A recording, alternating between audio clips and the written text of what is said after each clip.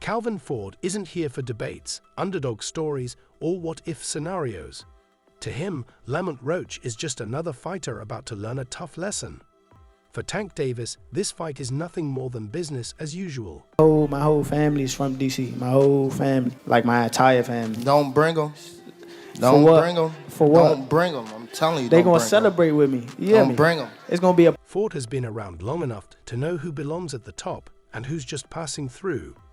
In his eyes, Roach is just another name on the schedule. He's seen fighters like this before. Tough, confident, eager to prove something. But toughness alone doesn't win fights against a puncher like Tank. Confidence fades the moment that first shot lands, and game plans go out the window as reality sets in. Roach's camp has tried to build him up as a real threat, but Ford isn't buying it. He's seen too many opponents come in with big ideas, only to break down once they feel Tank's power. They try to adjust, try to survive, but by then it's already too late. That's when panic sets in. The legs slow down, the punches grow desperate, and then comes the knockout. I say 9th round. What? I say 9th round. You said 9th? Yeah. What's your response to that, Lamont? Look, he got scared. Look, he looked at 9th. I'm telling you, you saying you going down in a 9th? Ford isn't stressing this fight because he sees no reason to. There's no real danger, no surprises. He's not talking about Roach as a challenge. He's talking about him like a stepping stone, just another body on the record. That's the difference between their camps. Roach's team is hoping for a moment. Ford knows exactly what's coming. Yes, there's history between Davis and Roach. They crossed paths in the amateurs, but that was then.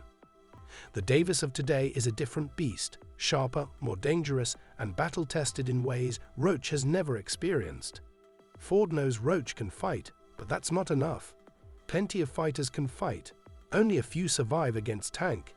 Even fewer win. Say what? I beat you in the tournament twice. I beat him in the state, and then they did something beat me like... in the regionals. They cheated in Baltimore, took a point from me, fool. Come on. We sent the video to USA Boxing. They said I should have won. They sent me to the Nationals. That was the only reason why I went. And then I fought you again, beat you there, and then right? you beat me. There again. Then you beat. Roach is stepping into something he's never faced before. He's never stood in front of someone who can shut the lights off with a single punch or felt the relentless pressure Davis applies. There's a difference between confidence and preparation, and Ford doesn't think Roach is prepared. He's seen it all before: the hype, the strategies, the belief that someone has cracked the code to beating Tank. But the truth is simple. There is no key, no safe spot in that ring. Fighters try to box, move, rough Tank up, but none of it works for long. Once he finds his opening, the fight is over. Why was it so easy when he fought Frank Martin? Frank Martin was inexperienced and nervous. You know, it is what it is. It's going to be a different fight when I'm in there. He's going to be a different... Ford doesn't need to say much. He's seen this story play out too many times. The other side convinces themselves they have an edge, but once the bell rings, everything changes. The energy shifts, the weight of the moment settles in, and when Tank starts landing, game plans disappear. There's tension between the camps, but it's not the same. Roach's team is looking for respect, trying to prove they belong. Ford doesn't need to prove anything. He's been here before.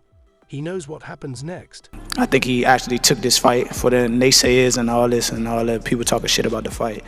I think he actually took the fight because he know that I'm a dog, and he want to prove his skills against a dog. So I'm gonna show y'all what happens when two dogs get in the ring together.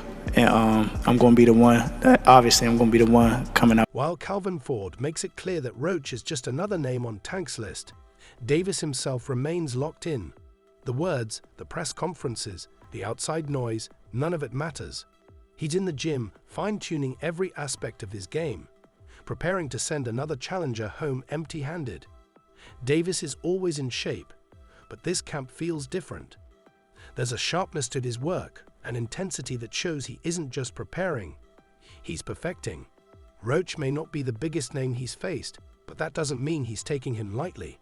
Every fight is a statement, and Tank makes sure that statement is loud and clear when the fists start flying.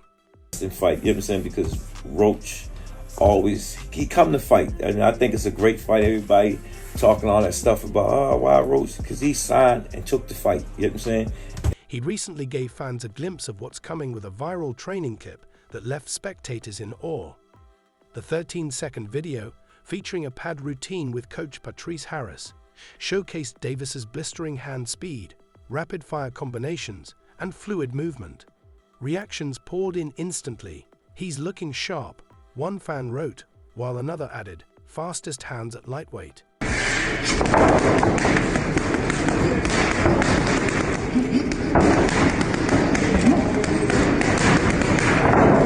Davis has been here before, headlining under the bright lights, carrying the weight of expectations. He thrives in these moments. The Barclays Center will be packed on fight night, buzzing with anticipation. But Tank won't be fazed. He's done this too many times to feel pressure. He's built for it. Roach, on the other hand, is stepping into the unknown. He's had his moments at super featherweight, taking the WBA title from Hector Luis Garcia and defending it against Fargal Mekyo. But this is different. This is lightweight. This is Davis. The punches will come faster, the power will hit harder, and the fight will demand more than anything Roach has ever faced.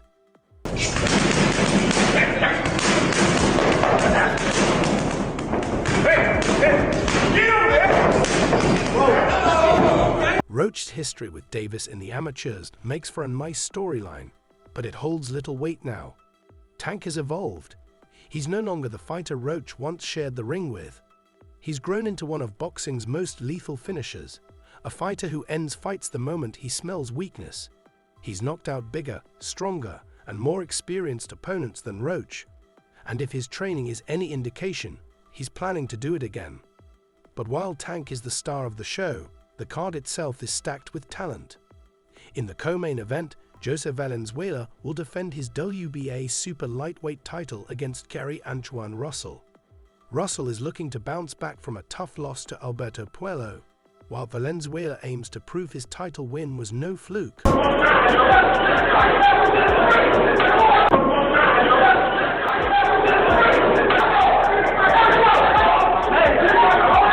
Further down the card, P will put his WBC super lightweight belt on the line against Sander Martin. P remains undefeated, but Martin is a tricky opponent, best known for retiring Mikey Garcia and pushing Teofimo Lopez to the brink. Still chasing his world title dream, this might be his best shot. Meanwhile, as Davis stays locked in, sharpening his weapons for Roach, the outside world hasn't given him a moment of peace. Training or not, his name is always in someone's mouth. The spotlight follows him everywhere, bringing with it the never-ending cycle of admiration and criticism. And then somebody else talk like his crew. That's what get me up. Like that's what make me like. I always want to prove to somebody that I'm like they not who they are. You tell when they try to talk about that money, that 100 bang. No, not money. Like when they. This isn't new to Davis. He's been living in this world since he first started knocking people out under Floyd Mayweather's banner. Fans cheer his name after a knockout, calling him the best in the world. But the moment he steps back, the narrative changes. Suddenly he's ducking fighters. Suddenly he's not as great as they once believed. It's the same game, just a different day. Davis has been watching it all unfold, and now he's speaking on it. He recently took to Instagram to show exactly how quickly people switch up. He shared a screenshot of a fan who went from a die-hard supporter to a disrespectful heckler overnight. One day, the fan was in his DMs praising his skills and saying he wanted to train like him. The next, he was calling Davis out, claiming he could beat him in a fight. Do you consider you and Gervonta friends? Friends? Probably.